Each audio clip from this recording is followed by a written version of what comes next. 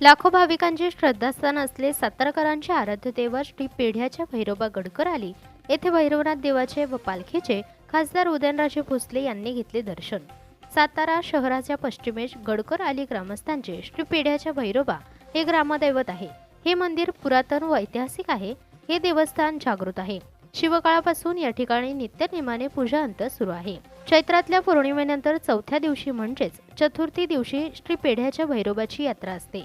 सायंकाळी 5 नंतर पालखी व छबिना असतो। दरम्यान आज सायंकाळी 6 वाजता खासदार उदयनराजे भोसले यांनी देवाचे व मानाच्या पालखीचे दर्शन घेतले आहे।